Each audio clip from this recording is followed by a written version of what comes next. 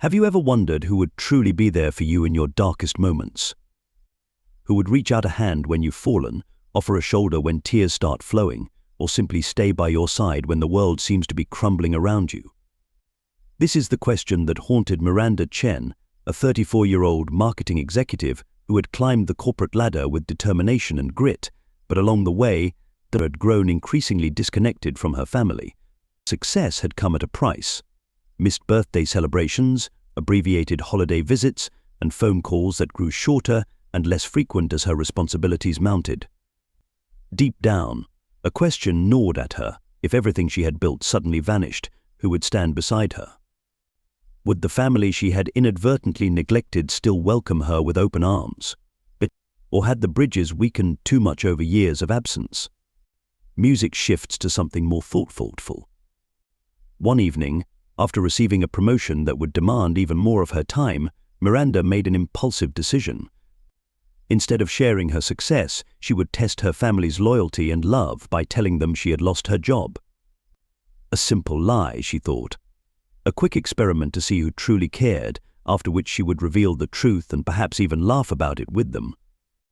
Little did she know that this deception would trigger a chain of events that would forever change her understanding of family, success, and what truly matters in life. Music swells briefly. This is the story of a woman who thought she knew what success looked like, who believed she understood the people who shared her blood, and who discovered that sometimes the greatest lessons come from our most misguided decisions. Miranda Chen wasn't always consumed by ambition. Growing up in a modest suburban home as the oldest of 3 siblings, she had been the responsible one, the role model. Her parents, immigrants who worked tirelessly at their small restaurant, had instilled in her the value of hard work and education as the path to a better life. "Study hard, Miranda," her father would say in his accented English, his weathered hands resting on her shoulders. "You have opportunities we never did." And study she did. While her younger brother Alex developed his artistic talents and her sister Lily became the social butterfly of the family, Miranda buried herself in books. She graduated top of her class, earned a full scholarship to a prestigious university, and landed an entry-level position at Premier Marketing Group straight out of college. "We're so proud of you," her mother had whispered at her graduation, tears glistening in her eyes. It was perhaps the happiest moment of Miranda's life, seeing the pride in her parents' faces, knowing their sacrifices had not been in vain. But that was 12 years ago. Since then, Miranda's visits home had dwindled from weekly to monthly to holidays only. Her calls became less frequent, often rushed between meetings or during her commute. Her family adjusted. They learned not to expect her at impromptu gatherings, to celebrate her birthday a week late when her schedule allowed, to share important news via text because she rarely had time for long conversations. Soft piano music plays. Her father never complained, though sometimes she caught a flicker of disappointment in his eyes when she announced she couldn't stay long. Her mother was more vocal, gently suggesting she work less, date more, perhaps think about settling down. Alex, now a successful graphic designer with a laid-back approach to life, often teased her about being a corporate drone. And Lily, the youngest at 28, who was married with a toddler, frequently reminded Miranda that life isn't all about work. Miranda would smile through these comments, certain that her family didn't understand the competitive nature of her industry, but the opportunities that would slip away if she eased her foot off the accelerator even slightly.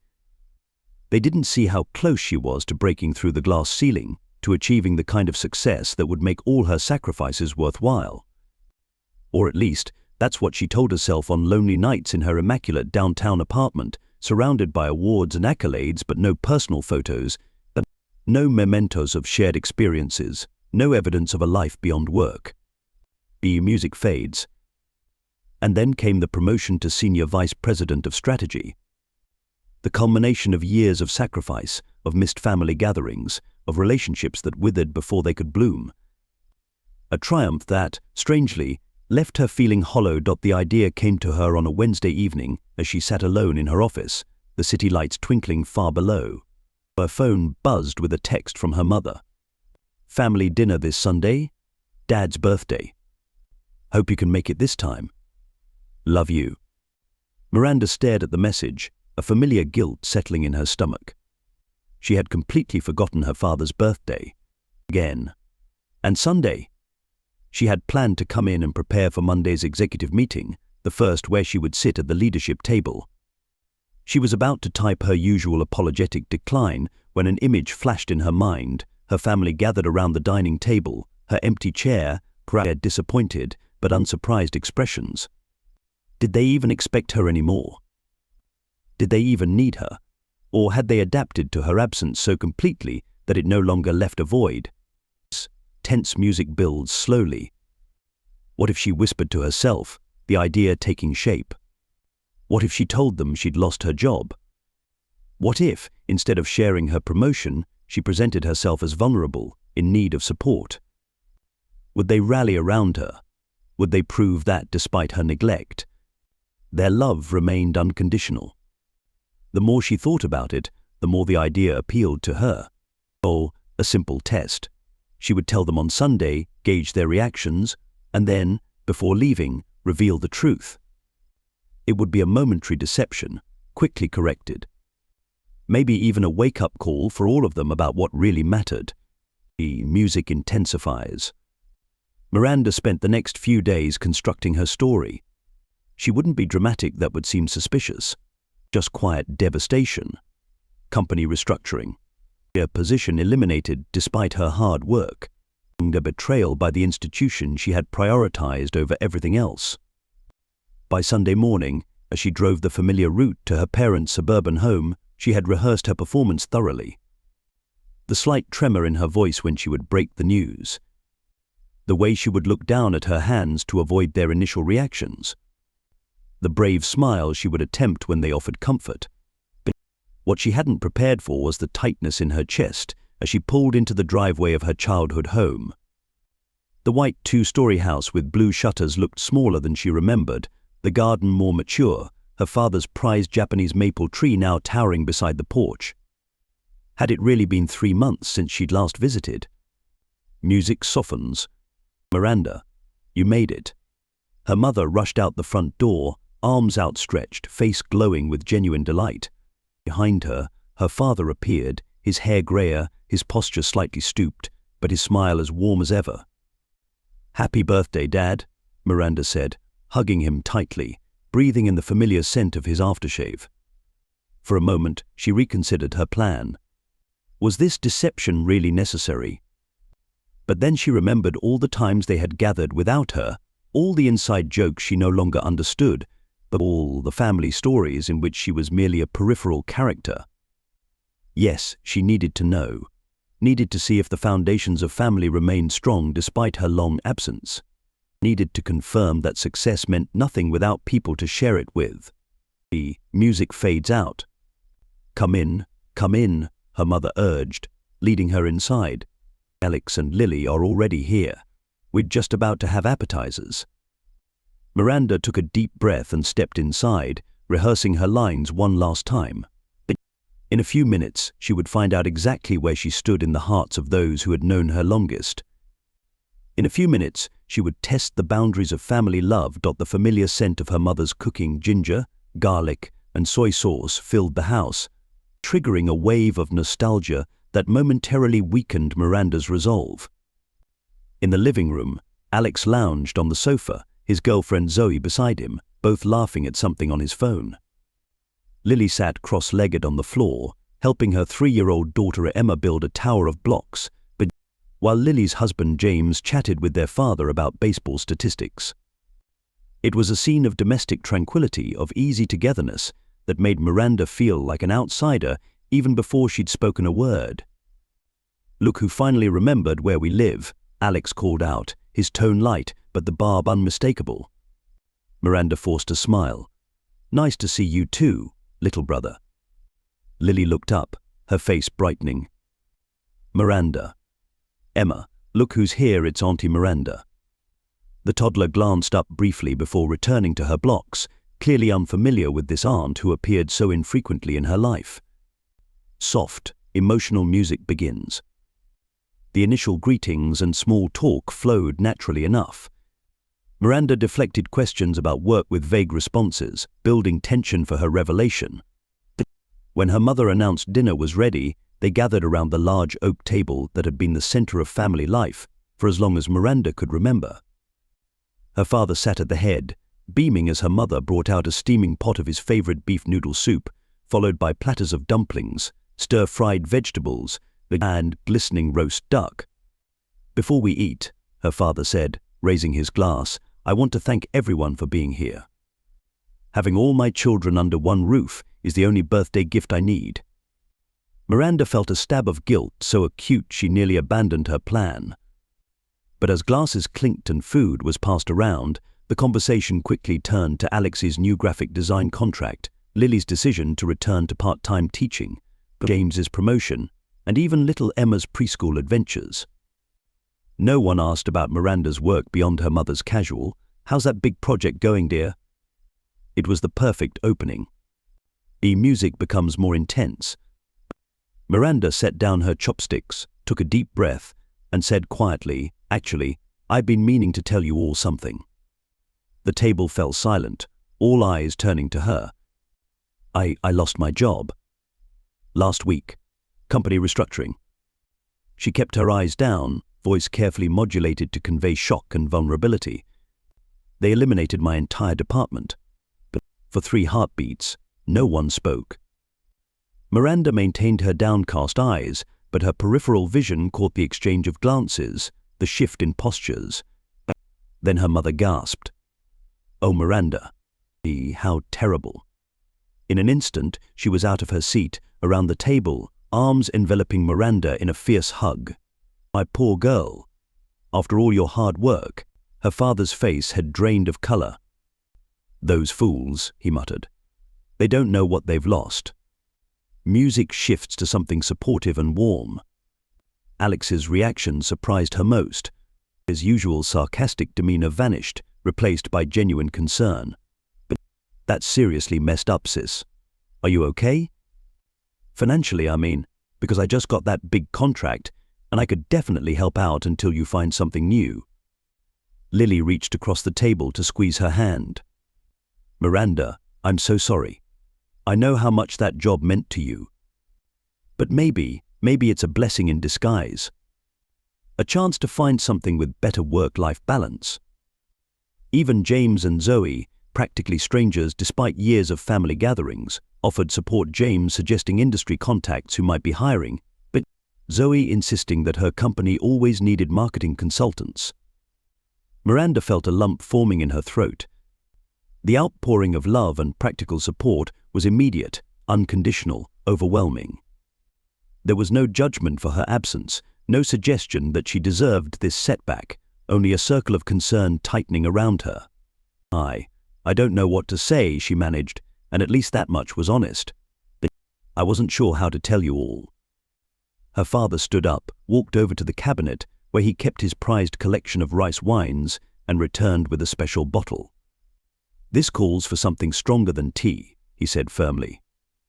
"Tonight we celebrate my birthday by supporting Miranda. Tomorrow we help her plan her next steps." As her father poured the golden liquid into small glasses, Miranda felt the first stirrings of real guilt. These people, her people, deserved better than deception, even a well-intentioned one. But it was too late to back out now. The evening progressed with Miranda at its center, a strange, still comfortable position for someone accustomed to hovering at the periphery of family gatherings, dropping in briefly before rushing back to work emergencies. Her fictional job loss became the focal point of conversation, with each family member offering different forms of support. But her mother insisted she move back home temporarily to save money. "Your old room is just collecting dust," she said, her eyes bright with poorly concealed hope. "It would give you time to regroup, apply for jobs without the pressure of rent." Her father, always practical, spoke of his friend who owned a small marketing firm. "Not as prestigious as your old company," he admitted, "but good people. Ethical. They value loyalty and hard work." Thoughtful, slightly tense music. Alex pulled her aside while they were clearing plates. "Listen, I know we tease you about being a workaholic, but I've got about 20,000 saved." It's yours if you need it. No strings, no timeline for paying it back. Miranda stared at her brother, the perpetually broke artist who lived paycheck to paycheck, offering his savings without hesitation.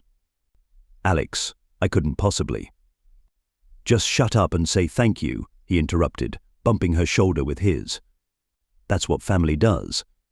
Buy dessert a birthday cake for her father that she would have missed entirely if not for her fabricated crisis. Miranda was drowning in guilt. Their love was real, immediate, and unconditional. Their support was practical as well as emotional. They weren't just offering platitudes, they were rearranging their lives to accommodate her needs. And it was all based on a lie. Music becomes more somber. I think I need some air, she mumbled, slipping out to the backyard. The spring evening was cool, stars emerging in the darkening sky. She sat on the old wooden swing her father had built decades ago, pushing herself gently back and forth, wondering how to extricate herself from this situation without causing more harm than good. She was so absorbed in her thoughts that she didn't hear the back door open, didn't realize anyone had joined her until her father sat beside her on the swing meant for one, the wood creaking ominously under their combined weight. Careful, Dad, she warned. This thing is ancient. Like me, he chuckled, then fell silent, looking up at the stars. After a moment he spoke again, his voice soft. You know, when your mother and I first came to this country, I lost my job after just 3 months. Miranda turned to look at him, surprised. This was a story she'd never heard. The restaurant where I was washing dishes closed suddenly. No notice, no severance. Your mother was already pregnant with you. He sighed. I was too ashamed to tell anyone. I would leave each morning as if going to work, then spend the day looking for jobs, filling out applications in a language I barely understood. Gentle, emotional music. What happened? Miranda asked, genuinely curious. One day, after a month of this pretense, I came home to find your mother sitting with my cousin, the one who had helped us immigrate. She had told him everything. I was furious, felt betrayed. But you know what he said to me? Her father's eyes glistened in the dim light. Family carries each other's burdens. The next day, he helped me get a job at his friend's restaurant. 6 years later, we had saved enough to open our own. He placed a weathered hand on hers. Success isn't climbing a mountain alone, Miranda. It's about having people who believe in you when you no longer believe in yourself. Miranda felt tears threatening. The irony was excruciating, her father sharing this deeply personal story of authentic struggle in response to her fabricated one. Dad, she began, but was interrupted by Lily calling from the back door. Miranda. Phone call, it's someone named Harrison from your office. Music turns tense. Miranda froze. Harrison Palmer was her CEO, calling to finalize details of her promotion announcement scheduled for Monday morning. Why would he be calling her parents' landline? And how did he even have this number? Her panicked mind found the answer immediately. She'd listed her parents' home as her emergency contact when she first started at the company 12 years ago and never updated it. And now, her deception was about to unravel in the most public, humiliating way possible. Miranda rushed inside, her heart hammering against her ribcage. Her family watched with concerned expressions as she took the cordless phone, hand trembling slightly. I'll take this in the study, she mumbled, avoiding their eyes.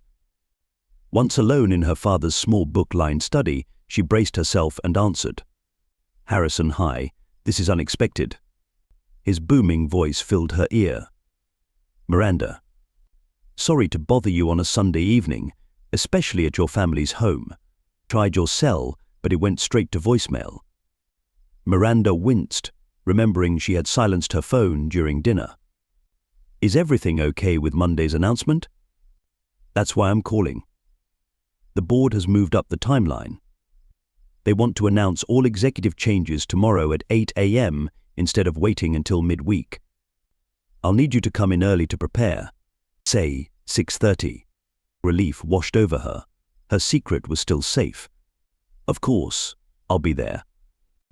Excellent. Looking forward to finally introducing you as our newest senior VP. It's been a long time coming, Miranda. You've earned this. Thoughtful music begins. As she hung up, Miranda caught her reflection in the small mirror above her father's desk. She barely recognized the woman staring back at her, eyes shadowed with guilt, mouth tight with tension. This charade had spiraled out of control. Her one innocent lie had triggered an avalanche of genuine concern, practical offers of help, and deeply personal revelations from her family. And for what? To test their love? Their loyalty? They had passed with flying colors, while she had failed spectacularly at the most basic elements of trust and honesty. A soft knock interrupted her self-recrimination, but her mother's voice came through the door. "Miranda, is everything all right with your work situation?" The weight of deception became unbearable. Miranda opened the door, looking into her mother's concerned face, and made her decision. "Mum, can you gather everyone in the living room? I need to tell you all something important." Music intensifies. Minutes later, Miranda stood before her entire family, their faces etched with concern. Lily had put Emma to bed upstairs, so it was just the adults now, waiting expectantly. Miranda took a deep breath. "That was my CEO on the phone just now." Her mother nodded encouragingly. "Did he offer you your job back?" "He should, after everything you've contributed." "No, Mum." Miranda closed her eyes briefly, gathering courage. "He didn't offer me my job back because I never lost it in the first place." Confused glances were exchanged around the room. "But I lied to you all," Miranda continued, her voice breaking. "I didn't lose my job. In fact, I was promoted last week to senior vice president. That call was about the announcement ceremony tomorrow morning." A heavy silence fell over the room. Miranda forced herself to look at each family member's face, witnessing their expressions transform from confusion to hurt to disbelief. Music becomes gentle but sad. "Why would you do that?" Alex finally asked, his earlier warmth replaced by bewilderment. Miranda sank onto the ottoman, suddenly exhausted. "I wanted to know if you all still cared. If I still mattered to this family. I've been absent for so long, prioritizing work over everything, every birthday, every holiday dinner, every milestone. I thought maybe you had all moved on without me. That maybe I had become expendable." Tears spilled down her cheeks as the full absurdity of her actions hit her. "I wanted to test your love, and in doing so I betrayed it completely." Her father was the first to move. He crossed the room slowly, his expression unreadable. Miranda braced herself for his disappointment, his anger. Instead, he knelt before her, a difficult motion for his aging knees, and took both her hands in his. "Miranda," he said softly, "you can never be expendable to us. You are written into the fabric of this family. Your absence leaves a hole that nothing else can fill." Emotional music swells. Her mother joined them, her eyes glistening. "We miss you when you're not here. We worry about you working so hard. We celebrate your successes and wish you would let us support you through your struggles." Alex ran a hand through his hair, his initial shock fading. "We complain about you being a workaholic because we want more of you in our lives, not because we've stopped caring." Lily, who had been uncharacteristically quiet, finally spoke. "What hurts isn't that you tested us. It's that you felt you needed to." Her voice trembled slightly. "Have we really made you feel so unwelcome, so unimportant, that you doubted our love?" That question struck Miranda like a physical blow. In her self-absorption, she had reversed the entire dynamic. It wasn't that they had moved on without her, it was that she had moved on without them, and then blamed them for the distance she had created. "No," she whispered. "No, you've always been there. I'm the one who left. I'm the one who stopped making time. And then I had the audacity to test your love instead of earning it." The clock on the mantelpiece chimed 10 times. Marking the hour as Miranda finished explaining everything, her growing disconnection from family life, her hollow feeling despite professional success, her impulsive decision to test their loyalty through deception. "I'm truly sorry," she concluded, emotionally drained. What I did was manipulative and unfair. I wouldn't blame any of you for being angry." A thoughtful silence fell over the living room. Outside, a soft spring rain had begun to fall, pattering gently against the windows.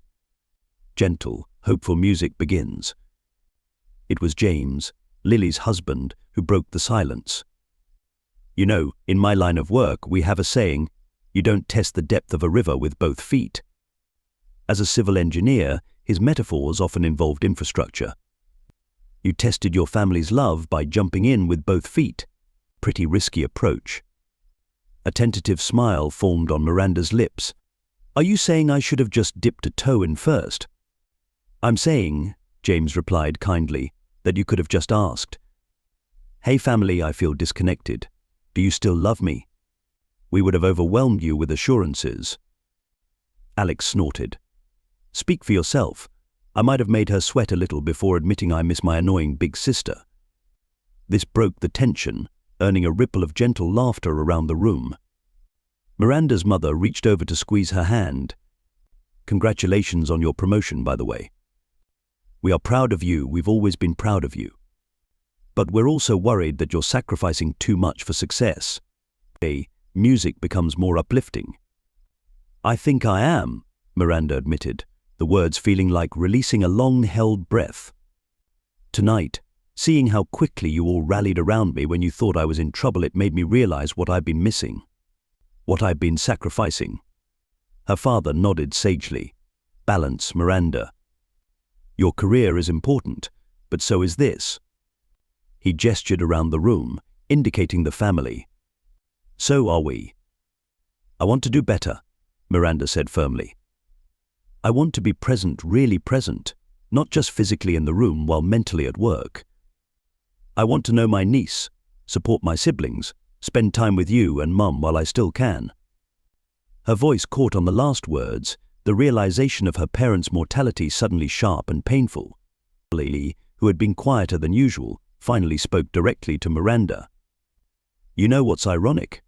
Growing up, I wanted to be exactly like you, brilliant, driven, independent. It's only as an adult that I realized we need different things to feel fulfilled. Music becomes reflective.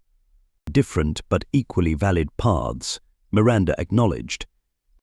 "Exactly," Lily continued. "And the thing is, Miranda, we need your path too. Emma needs an aunt who shows her that women can shatter glass ceilings. I need a sister who understands ambition. This family needs your strength and drive, just like you need our grounding and connection." This perspective shift hit Miranda powerfully. She had been viewing her career success and family connection as opposing forces, not complementary ones. Perhaps her drive could inspire them just as their warmth could nurture her. "I don't want to give up my career," she said slowly. "I've worked hard for this promotion, and I love what I do." "No one's asking you to," her father assured her. "Just make some room for us too." Alex leaned forward. "Start small. Sunday dinners once a month. Non-negotiable, in your fancy calendar. Emergencies only for cancellations." "I can do that," Miranda nodded. "And maybe I could take Emma to the Children's Museum sometimes. I saw they have a new exhibit on light and color. Music becomes warm and resolving." Lily's eyes lit up. She would love that. And she needs to get to know her Auntie Miranda. As the conversation continued, practical plans emerging from emotional revelations, Miranda felt something shift within her, a reordering of priorities, a rebalancing of values.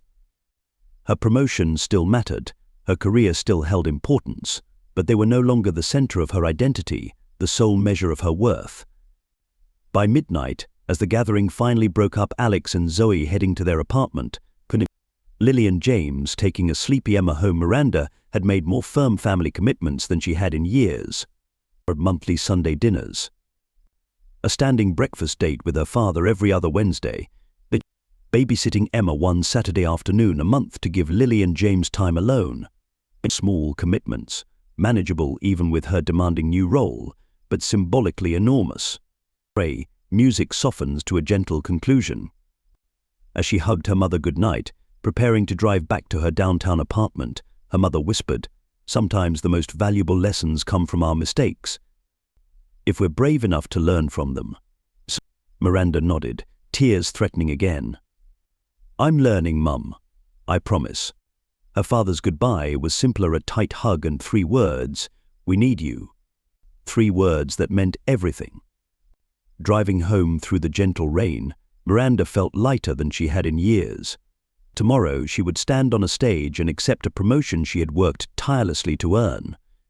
She would give a speech about teamwork and vision and corporate values. But now she understood that her most important team was the one she had been born into, the one that loved her not for what she achieved but simply for who she was. The uplifting music fades in. The morning sun filtered through Miranda's office blinds as she adjusted the new nameplate on her door, Miranda Chen, Senior Vice President of Strategy. The announcement ceremony had gone perfectly, her speech had been met with standing applause, and congratulatory emails filled her inbox. Yet the proudest moment wasn't the CEO's glowing introduction or the handshakes from board members. It was checking her phone afterward to find a family group text chain her siblings had started. Alex, congrats, MS, big shot. Don't forget Sunday dinner, 2 weeks from today.